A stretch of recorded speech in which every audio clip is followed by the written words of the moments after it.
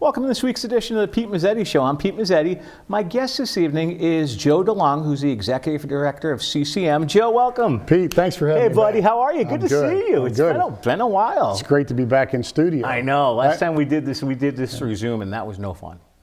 No, the only thing that was fun about it is my kids got into a freezer downstairs to get an ice cream sandwich and knocked out the internet. That's right. They cut the connection. Yeah, they did. So that was interesting. So I think Carl Fortuna and I carried the rest of the segment, which is always fun. And now you don't have Carl here to carry me, so we'll figure something out. We'll talk long. So Joe, tell us a little bit about CCM, what you guys do, and how long you've been executive director. You know, it's hard to believe, but I've been here 7 years now, which just when I think about that just shocks me. So CCM is the state's largest organization of Connecticut's towns and cities. Okay. We have been at times where we've represented all 169 cities and towns. Currently 168 of Connecticut's 169 towns and cities are members. Mm-hmm. And we do anything that really comes from the strength of the collective, because a lot of our towns are very small. We do advocacy. That's probably what we're most forward-facingly known for, is our policy and advocacy at both the federal Congress as well as the State House. But we do a whole lot more than that. We do a ton of trainings, a lot of workshops, a lot of research. We offer a lot of programs to our cities and towns. Almost all of the towns and cities, not all, but almost all the towns and cities purchase their workers' compensation and property casualty liability insurance through CCM's insurance arm, CIRMA, the Connecticut Interlocal Risk Management Agency. A lot of communities purchase their energy and electricity through our energy purchasing programs, which save just tens of millions of dollars to taxpayers.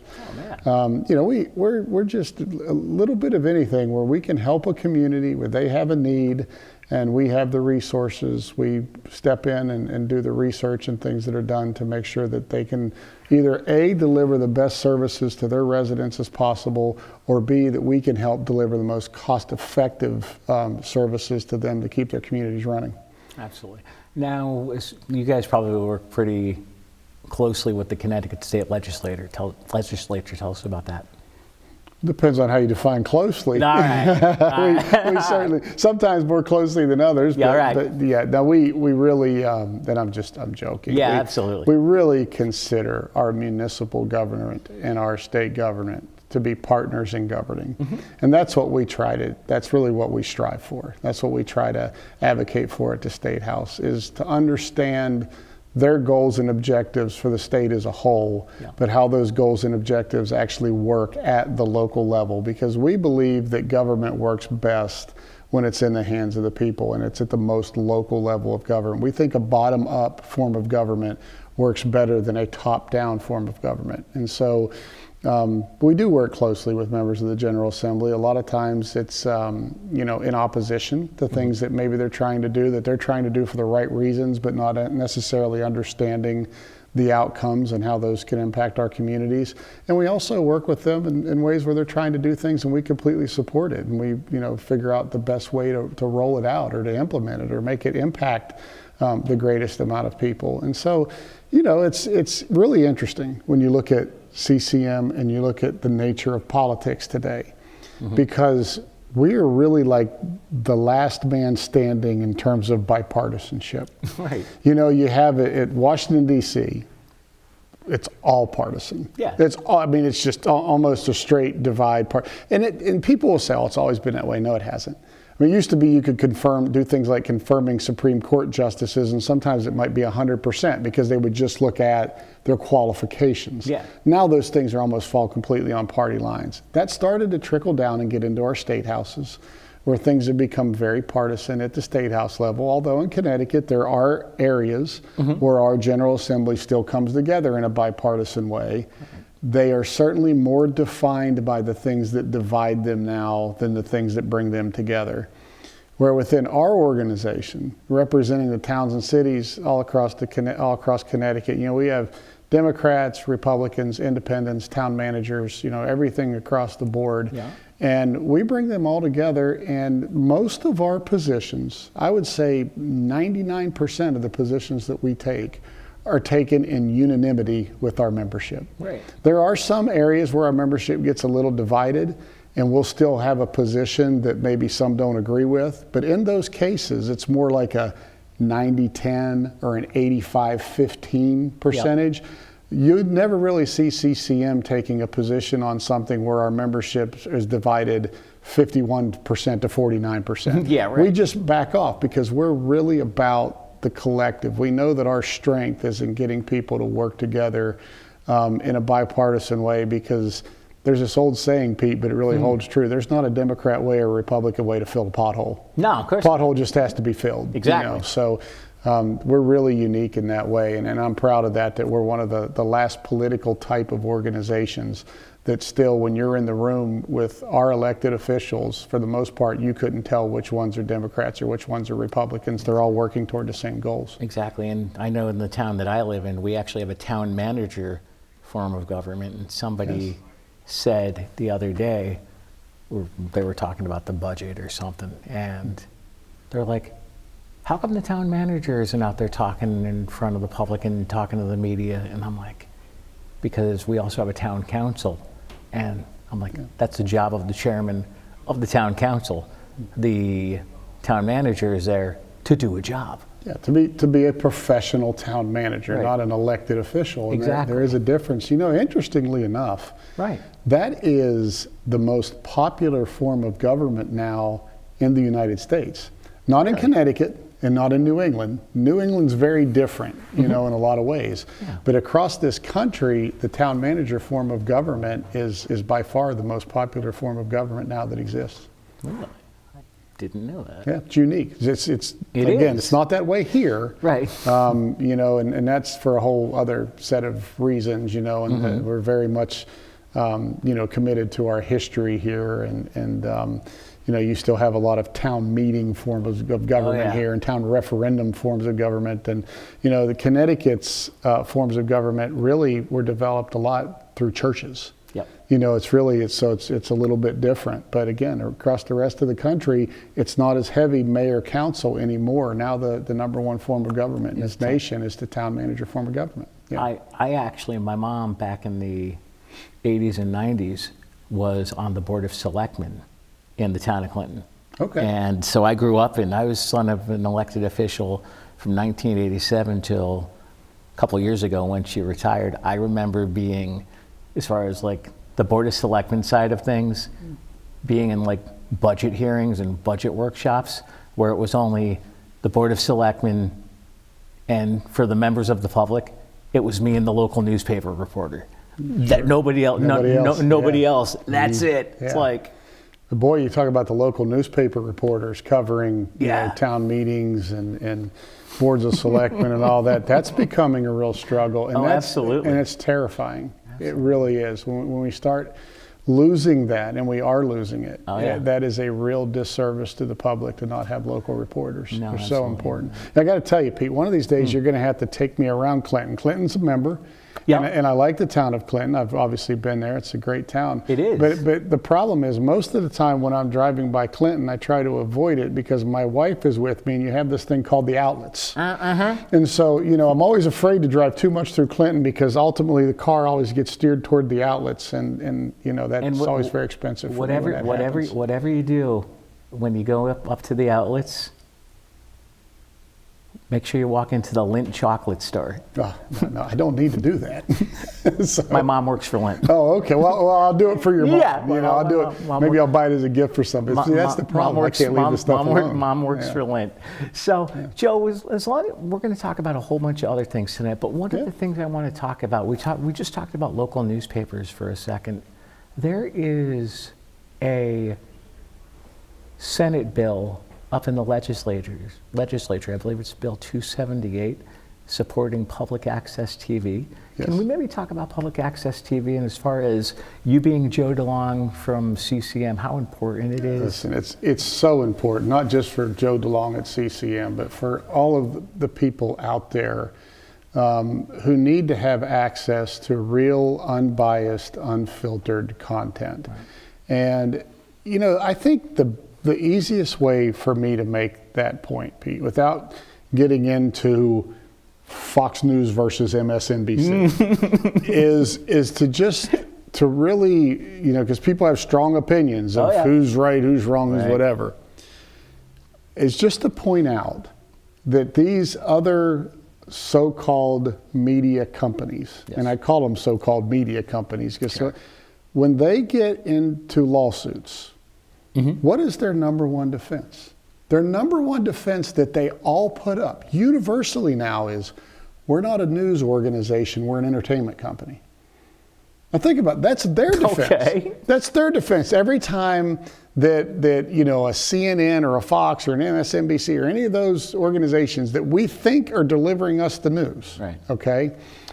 Anytime they get sued for something, their immediate defense right off the bat is pointing out, no, we're not a news organization, we're an entertainment company. Right. So I think when we talk about supporting public access TV, the question becomes, do you want to get your news from an entertainment company? Or do you want to get it from unfiltered from Pete Mezzetti or other people, certainly Pete Mezzetti first. There you go. But others in your community that are just bringing you the story. And that's so important. And this, I think, as we look, a few years back when the budget got really tight in Connecticut, we can talk about that later because it's going to again. But right now, we've got all these federal dollars and everything else. It's kind of happy days are here again for about 2 years. But when things got really tight and they started finding places to cut, one of the things that they did, they even started cutting, CTN and all of that. And the legislature wanted to control the content of saying, CTN, you're covering too much stuff. We don't want you covering these committee meetings. We'll determine what's important for you to cover. And I was one of the people going, oh, heck no. When we start, having policymakers controlling the content that cable, television should be covering. I think Kim Jong-un does that. Exactly. You know what I mean? It's not who we want to be. So I think this is really important. It's legislation that our organization submitted testimony in support of. Thank you. And I think the work that you guys do is incredibly supportive. And I don't, I'm not the smartest guy in the world to know about, ratings of this or ratings of that. Somebody tell me how highly rated the Super Bowl was. All I know is if I watched it or I didn't watch it. But what I can tell you is when I come on here, inevitably there are people in all of these communities in which you cover that I see and they'll say, hey, I saw you on the Pete Mezzetti show the other day. So I know it's reaching people because I hear it. And to me, that's more important than any other number you're ever going to put in front of me. Well, thank you. Well, matter of fact, last time back in October, November of last year before she retired, I had Susan Bransfield on with me, and she was in the studio. One of my favorite people. I like her a lot. I always, and I've said this before, not just because you brought up her name, because there's others that I think incredibly highly of. But I always tell people in my role, I'm not allowed to have favorites. No, of course not. With that being said, Susan Bransfield was always my favorite. Absolutely. There's no, I've been privileged. 7 years I've worked under some great board presidents. They've all been good. I can't tell you in 7 years I had a board president, Democrat or Republican, that I didn't like or was glad when their term ended. Susan was the best. There was only, and Susan did it in the hardest year. Susan did it in the year where the state didn't get a budget passed until Halloween. If you remember that, the year that the budget's supposed to be done, and in May, type of thing, and we were getting done at the very end of October, and that was rough. It was rough because the General Assembly got to a point where it seemed like all they wanted to do was fight, but none of them and define themselves by what they were against. You could sit in a meeting for 2 hours and hear what everybody was against. I couldn't figure out what anybody was for. Exactly. And Susan was a rock through that, a rock for our towns and cities. She was a rock at being a collaborator to try to keep. Sometimes people, when they're collaborators, they can become rolled over a little bit. Susan was this wonderful collaborator who was always willing to work out the differences. But when things got too far and she had to be tough, she was tough. She was, there are people you want in your foxhole. Susan was She's one of them. Susan always has a home in my foxhole. I mean, I just, when I found out she wasn't running for re-election, I'm not from Portland. I don't live in Portland. I felt a deep sense of loss, Yeah. knowing that Susan was not going to run again. She's an amazing public servant. Well, truly, truly one of the best. Absolutely. Now, you said Susan was on your board of directors, correct? She was. She was our board president, for a period of time. I believe, correct me if I'm wrong, your current board president is the mayor of the city of Hartford, Luke Bronin. Luke Bronin, yes. What's he like? That's great. Is he? Luke is much like any urban mayor. Okay. He is not somebody that I'm in constant communication with, Right. because there's many demands on their time. Yeah. A lot of times we get a small town board president and we talk almost daily. Right. Luke and I a lot of times will just communicate through a text or something to clear something up, and it's much more brief, simply because Luke is in high demand for Right. what he does. But he's a Rhodes Scholar. Did you know that? No, really? Incredibly bright. And the other thing for me, because I get to see a different side of all of these people, Luke's a wonderful father. Is he? And number one, he's so busy, but he's very dedicated still to the lives of his kids. Mm-hmm. But here's what's unique about that. There's a lot of people that, unless they're very close to Luke, wouldn't know that, because he doesn't flaunt it.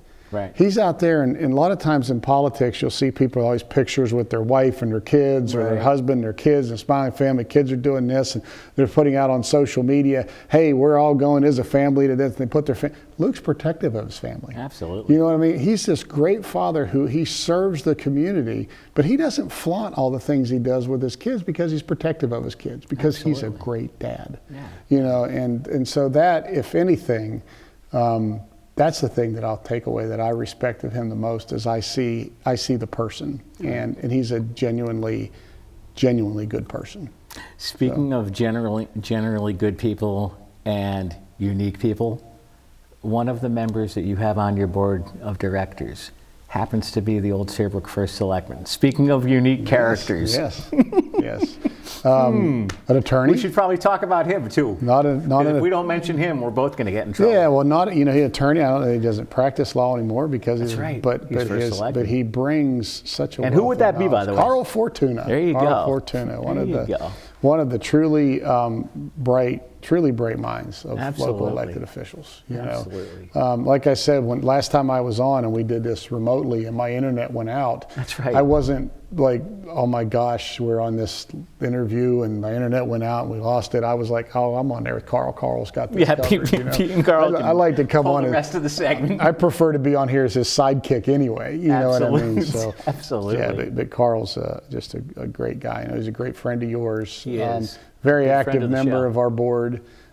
Carl is also a very. I was meeting earlier today with the guy who is the president of our insurance arm, the Kermit that I was talking about, and they are trying. He was telling me, I'm really trying to get Carl moving up as part of the KERMA executive leadership. He's on the board, but as part of the executive committee. Right. And he said, because he just brings so much value. Yeah. You know what I mean? And he was absolutely right. So we were just, Carl's ears could be burning now, but they should have been burning earlier in the day, because we were internally talking about him and the value that he brings to both of our boards. Now, who is the board contact for KERMA? Well, right now, see, it's unique, because to be on the KERMA board, you have to be on the CCM board. Oh, okay, gotcha. So it's the CCM. Yeah, you have to be on the So everybody who's on the CCM board, whose town uses KERMA services, they serve on the KERMA board. So it's kind of almost in some ways, it's almost like a subcommittee of the CCM board, but they do have some autonomy, because the insurance pool is regulated. Right. So from a regulatory structure, that board has a lot of regulatory responsibility. Right now, it's the first selectman of Bethel, a guy by the name of Matt Knickerbocker, who's another just. I keep saying they're all great. Yeah. They really are. I'd never say anything bad about any of our members, but some are just outstanding. Matt's another one, like Carl, and that's just outstanding, dedicated, reasonable, intelligent mind, listens before he speaks, and I know has brought a lot of value to KERMA in his time as the KERMA chair. And so KERMA basically is the insurance side for all the for all the towns. Yeah, they provide the workers' compensation, property casualty liability insurance, and a whole lot of training to our towns. Really? They don't just provide the product, but they do a whole lot of training to above what other insurance companies do. Kerma is invested in the communities, of being a real partner within the communities. They do great work. Absolutely. Now, as far as CCM goes, how have you guys been doing since the start of the pandemic to where we are now? Obviously, you're getting back and doing things in person. You probably did a lot through Zoom. We are. I will tell you that our productivity, the way we measure productivity, has not missed a beat. The services that we've been able to deliver. And in fact, when the pandemic first hit, which almost seems like lifetimes ago. Yeah, right. But we were really worried about municipal tax collections and all of the things that come with, job loss, shutting down the economy, all those things very early on. CCM as an organization gave a little over $1 million equity distribution back to our members, back to our towns and cities, just to help stabilize things during that uncertain time. To my knowledge, we became the first municipal league in the history of the country to actually give an equity distribution back to our membership like that. So the insurance pool does it because it's so large from time to time. But for the league itself, for the league to be able to give over $1 million back to its members in a time of need, and we were able to do that and still on very solid fiscal stable ground. And by the way, in the services we provide, I've been here 7 years. We've never increased the dues to our members, not one time. Really? No. Wow. So that's been that's been a lot of fun too. That we've been able to continue to meet their needs, give money back at a time of high need, and not come and put a further burden on them, which I don't know how many other leagues could also say that they haven't increased dues in 7 years, but we've been able to hold the line. Yeah, absolutely not. And as far as the legislature goes, I'm sure everybody up at the state capitol is now virtual. Well, I'm assuming the building is closed to the public. No, it's semi-open now. Okay. Yeah, there's certain things. They're kind of more in a hybrid at this point. But the public is getting in, but they are still doing a lot of testimony, virtual testimony, and that sort of thing. So, which by the way is kind of nice. It gives public access that a lot of them didn't have. There's a whole lot of people who would have never known how or had the means or been able to get off of work on time or whatever to go to the State House to testify, and now you can just do it right from your living room. So that's great. Absolutely. Yeah. Speaking of the state capitol, Diamantis Gate. Yeah, that's it. What is it? Diamantis Gate. That's interesting times. Well, I'll tell you. I can talk about, what I know from the media, but I can talk about the things that I know firsthand, which are vastly different. Okay. So the deputy secretary of OPM, a guy by the name of Costas Diamantis, who was over the school construction grants and other school type programs for the state of Connecticut. These aren't things that I know firsthand. This is the media reports, obviously. Right. The FBI was investigating, or is investigating, allegations of basically bid steering, if you will. Really going to our communities and saying, if you want the state to support this project, here's the contractor you have to give the work to, type of thing. And then there was a whole other side of this that had to do with his daughter getting a job, a very pristine type job with the state's attorney, that there was some allegations there that the state's attorney was working with Diamantis to try to get his people raises. And in exchange, at the same time, the daughter got the job. Now, let me say about this. Number one, I don't know what happened there. I just know what I read. Right, exactly. But number two, as a father with two daughters, this young lady, I'm going to say her name because I don't think it's fair. Her name has been drugged through the mud in this. She's just a young lady who found an opportunity to get a good job and got it. If her dad broke the rules, bent the rules, whatever, we don't know, allegations, then that's on him, and the investigation will bring all of that out. But there's the daughter who's just a kid trying to get a job and got one, and now her reputation has been somewhat taken a hit on all of this. I just say that because I feel for the family. As a father with two young daughters, I also understand that as a parent, how trying to help your kids, you might step outside of what would not be outside of the line in the private sector. It'd be a very normal thing. Right. Maybe steps you outside of the line in the public sector. Absolutely. But here's the issue that I have with the whole Diamantis thing and the linkage with CCM. So back in August, September of last year, Okay. we had reached out to the governor's office for the program that Diamantis oversaw that had to do with part of the school construction program. Right. And it's a little complex, but when you break it down, it's really not that hard. So the state at that time, and still currently today, the state has this grant program that it recognizes when it comes to a school, that a school roof has an end of life. You know, a roof after 25 years needs replaced. They fall, yeah. The program recognizes that a window in a school window has an end of life. Right. Now you have to do the right maintenance and all that. So if we're the town and we say the roof has hit the end of life and it's only 10 years old, no, it's not hit its end of life. It's because you haven't maintained it properly. Exactly. Okay, so that's on the town. But the state has this program that very clearly recognizes there's an end of life for a roof and there's an end of life for a window. What we found during COVID was that we had several air quality systems in these schools that were no longer functioning, that weren't doing the job. And so when you're worried about a pandemic, you're worried about dirty air, circulating through the schools. And we reached out and said, air quality systems should be treated no differently than a roof or a window. And that is, we should identify what is the end of life for an air quality system. And if it's reached that end of life, this grant program should also be accessible to where the state is a partner in replacing those systems. Okay. Because we want our students to breathe clean air. Right. Thought it was a very reasonable request at the time. The governor's office pushed back vehemently against it. I mean, heavily against it. It was, if there's any problem with air quality systems, it's because the towns haven't maintained them right. Well, that might be the case with some, but you also hit an end of life. Right. This was the program that Diamantis oversaw. And he was very adversarial, unwilling to even have a conversation about it. And the conversations when he did were accusatory, unproductive, just very, very difficult to deal with. So we'd asked to meet above him with the governor himself or governor's direct rep.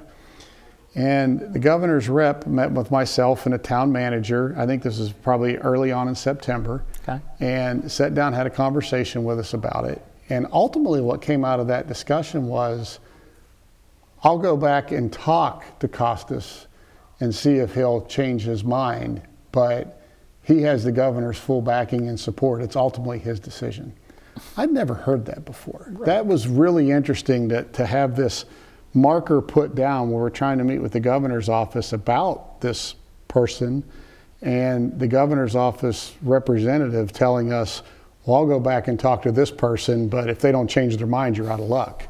That was a really strange type of thing.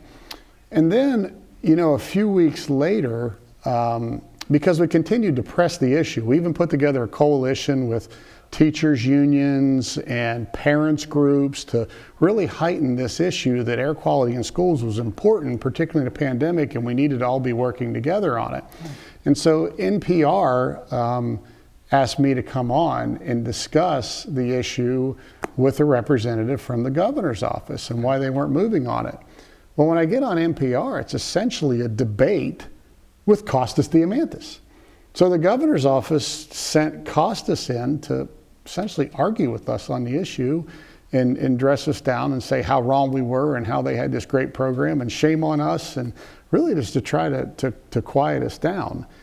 And it was really interesting because that's where things stayed. No matter how hard we pushed, it was Costas pushing back, the governor's office backing him and pushing back. And then all of this stuff came with the FBI probe. Mm-hmm. And as soon as the FBI probe came down on Diamantis, then all the other conversations started to change.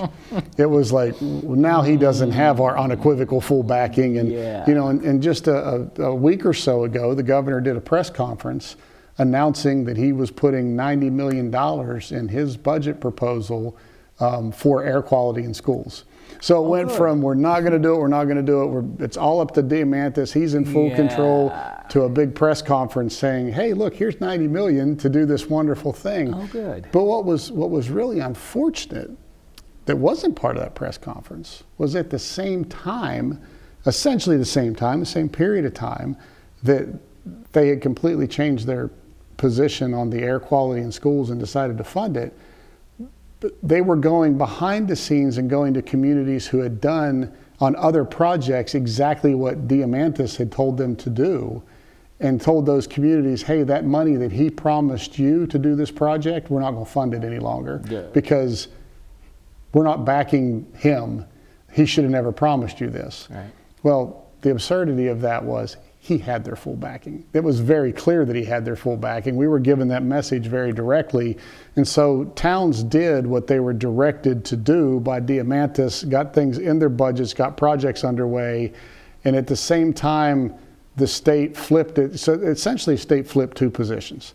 The state flipped its position on the air quality in schools that they wouldn't fund by doing a big press conference and saying, hey, we're going to fund this now. Right. But at the same time, behind the scenes, they flipped a position on the commitments that they had already made to fund things and said, well, he should have never made those commitments, and now we're not going to honor them. So it's still just a really mess. And Pete, here's the problem. In the end, in the very end, first of all, we got to take care of the kids. Right. That has to come first. But the other part of this is, for the people who are close to it and have witnessed this happen, it's a real blow to public trust. Right. That's the big issue. If you're in one of these communities where we've come to you as a local elected official in a budget process, and let's say in that budget process, because we're different in Connecticut and we have so many local referendums and we have town meeting forms of government, so we come to the town and we put forth this proposal and say, we want to increase your mill rate by X because we want to cover this portion of this project. Oh, by the way, the other half, or whatever the amount is being covered by the state. And so the people in that community look at it and they say, okay, I don't like my taxes going up, I hate to pay, but if the state's paying for this much, we're paying for that much, so they vote to do it. Now the project gets underway, you have the contractors in place, all the work is started, and the state comes back and says, yeah, we're not going to, what we told you we were going to do, now that Costas is gone, we're not going to honor that, we're not going to pay it anymore. Right. And you have to turn around and look at those taxpayers and say, guess what, you have to come up with another $16 million, or whatever the case may be. You know what that does to the public's trust in government? It just crushes it. Absolutely. And they don't understand necessarily all these inner workings as to what happened.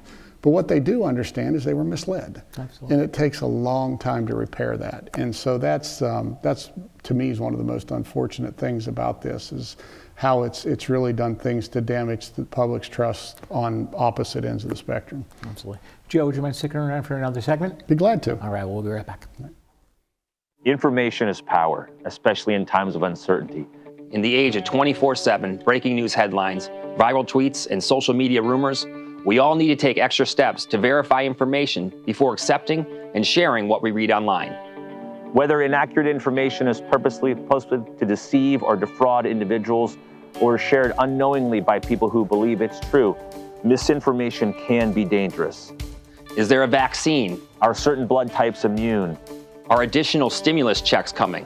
When will we open back up? Questions are expected, and they deserve accurate answers. We need you to rely on information from official sources and credible subject matter experts. For both Connecticut-specific information and federal resources, visit ct.gov/coronavirus.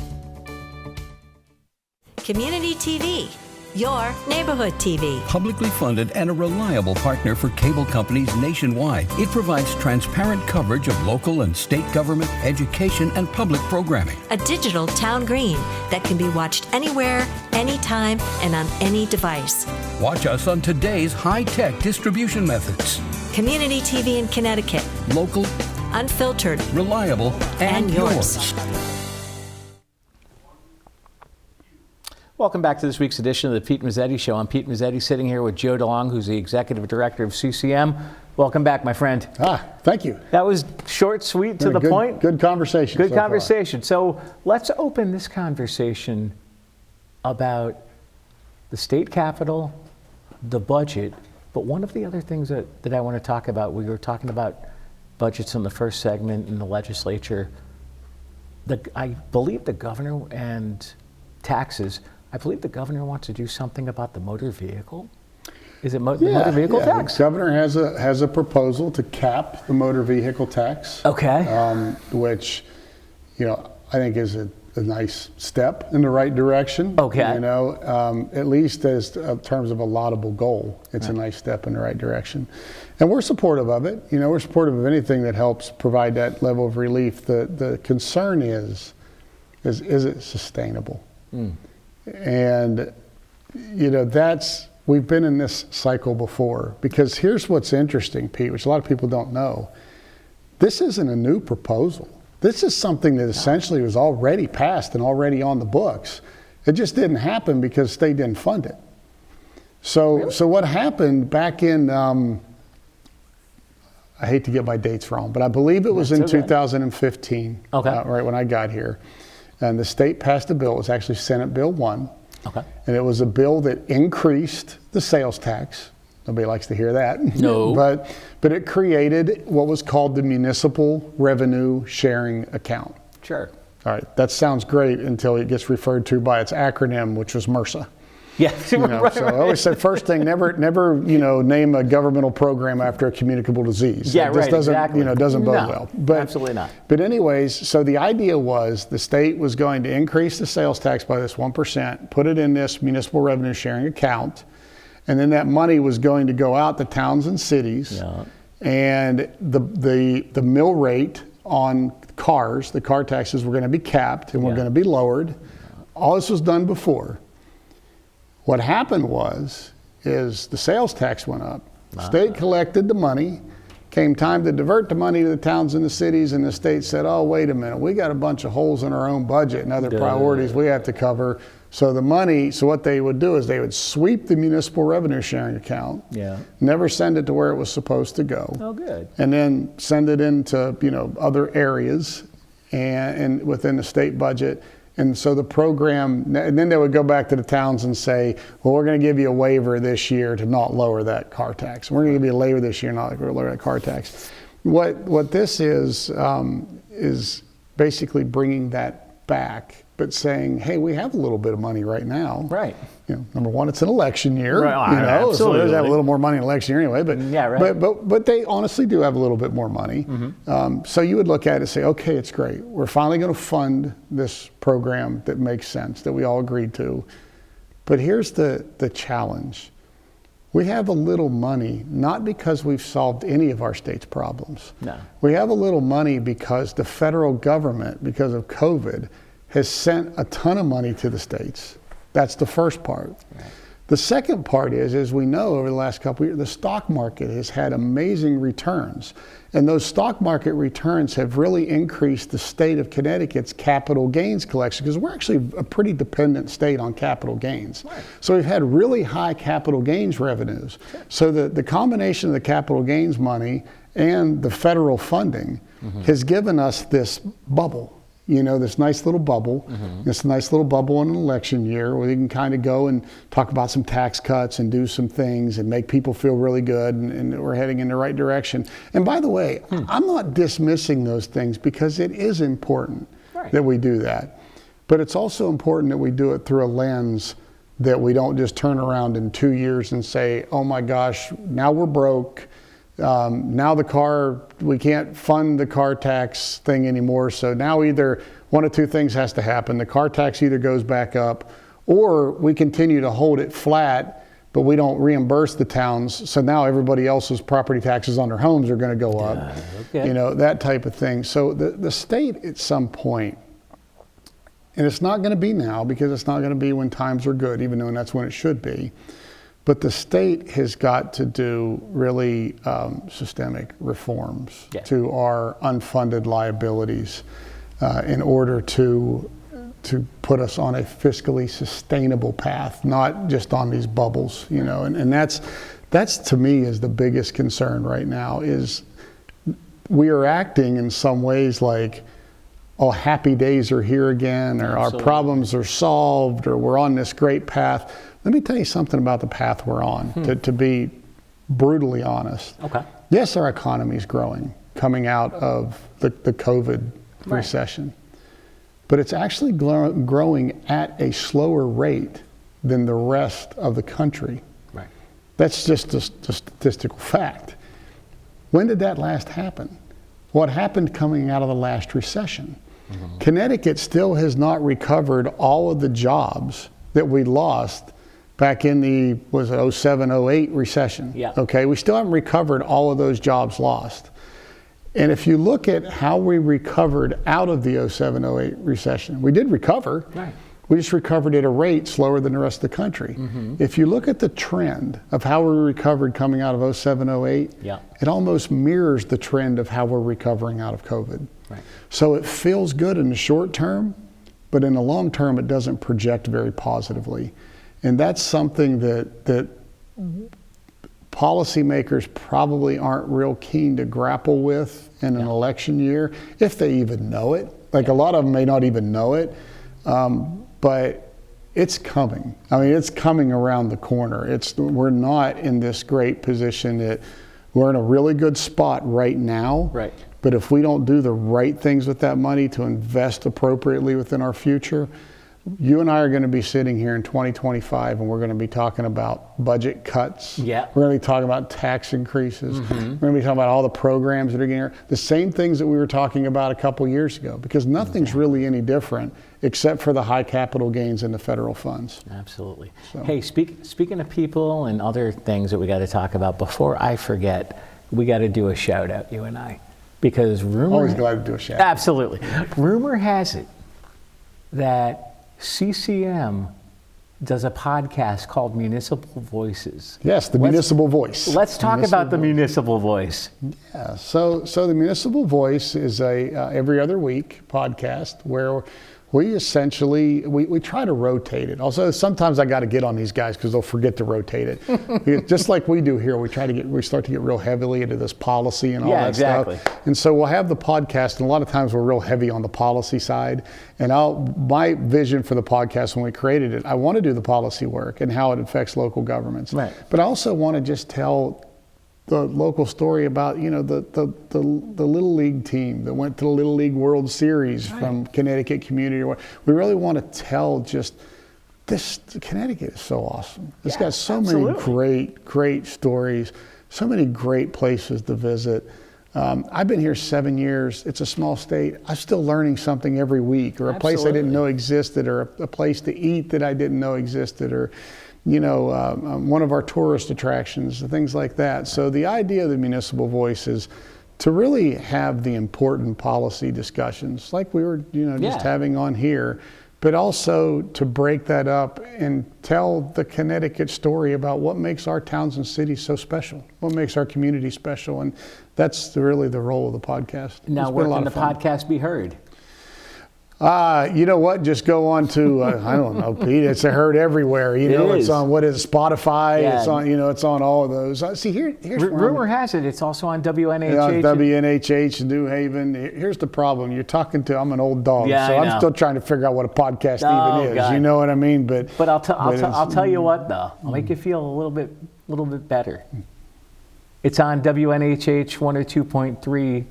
And it streams online on newhavenindependent.org with our buddy Paul Bass. Paul Bass, yes. And Paul Bass would shoot me for not putting that plug in. I know. Well, I'll great relationship we've had with them. I'll do it, but we'll get to that in a second. But the funny thing is the Municipal Voice is on a bi-weekly podcast on WNHH. The weeks you guys aren't on, Pete Mezzetti is. Yeah, there you go. It's like we got the double. We just got each week filled in there. We got the double dip. Tell us about Paul Bass. You know, good guy. Paul has been such a great partner and friend. When I see what happened, it's probably been about I should know this, but I'm going to say it's probably been about 4 years ago. It was obviously pre-pandemic. I went away to a Municipal League Executive Directors Conference, with my peers from other parts of the state. And one of our peers had started talking about the success of their podcast. And from their perspective, the success of it was they were bringing legislators on. And by bringing the legislators on, they were building a relationship with those legislators and having a better working relationship with them. But I envisioned it as being a little bit more than just that. And I came back to our staff and I said, hey, I'd really like to start doing a podcast at CCM, and I have all these ideas. And then I was like, but beyond that, I don't know what the heck I'm doing. I have no idea what you're doing, what I mean? But that's okay. And so we had some guys who had worked, in that New Haven market and knew Paul. Okay. And they said, well, Paul Bass, and we'll go see him, and he hosts this forum that we can put all these things. The whole time I'm thinking, well, this guy's not going to do this for us for nothing. Like, we're going to go to him and he's going to say, oh yeah, sure, I'll do it, and I'm going to charge you X amount of dollars a year or whatever. And we went over in a meeting with Paul, and he was wonderful. He was like, yeah, let's do it. Let's make it happen, and let's create this venue. And my first thing was, well, this is probably too good to be true, because if it's that easy, if it's that public access, as anybody listening to it, our listenership is huge. Oh, of course. And it's growing year in and year out, episode in and episode out. It's amazing the people that subscribe to it. And Paul has just, he showed us the way. He was like, Paul was like the Messiah saying, you guys want to go to the promised land, follow me, I'll show you how to get there. This is what you got to do. Yeah, and so it was, I had this big idea, but I had no idea where to take it from being this idea. And fortunately, members of our team who carry me on everything anyway, had a relationship with Paul, and it was a one meeting deal. When do you get anything done in business in a one meeting deal? Absolutely. We walked in, he was like welcoming and said, hey, here's what we can do, and here's how we can do it, and let's make it happen, and when we're going to start. I mean, and it's been going ever since. I actually remember, because it was thanks to you guys at CCM that I got introduced to Paul. Yeah. And I made the contact with him and Harry Droz, who's the general manager at WNHH, and pitched the idea. And Harry was like, your time slot is 1 p.m. to 2 p.m. every other Wednesday, starting like next week. I'm like, okay. Yeah. I'm like, now I got to plan and prep, and that was a couple of years ago. And it's been it's tough too, because you have, when you get started, you have all this stuff you want to cover. Oh, all absolutely. These things you're excited about, all these messages you want to get out there. And then you go through those and you go, oh, wait a minute, maybe I don't have as much to say as I thought I did. Exactly. I mean, so how do I do this? But it's been a great experience. Oh, absolutely. Now, what's going on up at the state legislature this year as far as bills and other fun stuff to go on and talk about? It's as always, the General Assembly is, because they come from all walks of life in all parts of the state, and they have a variety of different committees. Everything under the sun goes on and is brought up. But what's really interesting this year, and part of it's because we're just now kind of getting out of the pandemic, where some people are getting back into the Capitol, and it is an election year and a shorter session. And oh, by the way, having some money to spend. Yeah. These guys aren't used to having money to spend. They're usually used to up there fighting about where the cuts are going to be and all. It will shake out in the weeks ahead, but I don't know what the real direction of this legislative session is just yet. The nice thing is there's not, and I hope it stays this way, ultimately there'll be bumps in the road, but there's not a high level of animosity. A lot of that comes from the fact that, like I said, there are two things. Number one, that they want to separate themselves from each other in election year, but nobody wants to get too bloodied in election year. Exactly. The other part of it is, like I said, they have some resources for a change. It's short term. We know it's a blip. We know it's not going to be around forever, but it does help. It helps. Everybody's got a little better attitude when they got a couple dollars in their pocket. And so that's the way things. Right now, they're in the public hearing process, so they're raising the bills that they want to discuss, and they're getting the public input on them. That's what they're. And so that's a whole variety of things. And one thing that Connecticut that I don't like about our General Assembly that really I don't see happen anywhere else in the country, and I equate this a little bit to our leadership. I mean, myself in trouble talking about general city leadership, but because I do it from time to time. But most places when you're in the legislature and the public comes to testify, it's the public's opportunity to tell you what they think and for you to listen, okay? And if you don't necessarily like that, I mean, I've been there. I was a legislator in another state. You might ask somebody to clarify their position, or you might even ask them a question that's counter, like, well, you said this, but isn't this true, type of thing. But you respect them and you recognize that this is their opportunity to communicate with you. The Connecticut General Assembly has a bad reputation in my eyes of having a few members that if you show up to testify contrary to what their belief is, that they'll sit up there on the podium and they'll yell at you or talk down to you or admonish you, and kind of give you the, I have seen, legislators kind of dress somebody down and then dismiss them. It's not. First of all, if you're going to talk to the person who's there, it's supposed to be a question. Right. I've seen people get essentially yelled at by the chairman, and then they say, "Why can I respond to that?" No, you're dismissed. Right. I've never seen that happen anywhere but here. No. I've got to be honest. It happens here every single year. Now, I was a state house majority leader in another state. And, you always don't want to get in this position, well, I this or I that. Right. It's always different. But I can honestly tell you that the leadership that I was a part of would not have allowed that to happen. No. We would have pulled a chairman in. First of all, if it was a chairman doing it, we'd have pulled the chairman in and said, if you ever do that again or treat somebody testifying that way again, you won't be a chairman any longer. Or if it wasn't the chairman doing it, we'd pull the chairman in at the same time and say, can you not control your committee? Because as the chair, it's your job to step in and say, these people are here testifying as our guests. They shouldn't be treated this way. Exactly. But we have inevitably a handful every year that if you're there to testify in opposition to something that they're trying to do, that they will take their position from the podium and cut you off and admonish you for your position and then dismiss you. That is a really bad way. Number one, as a legislator, you should be listening. Right. If you don't agree, you should be listening. But number two, how do you think that makes everybody else feel who was lined up maybe to give similar testimony? Yeah, right. They say, oh, I better not testify. Exactly. Because I don't want to get yelled at here too. Exactly. And so that's something that I hope over time, it's going to take, the leadership at the top.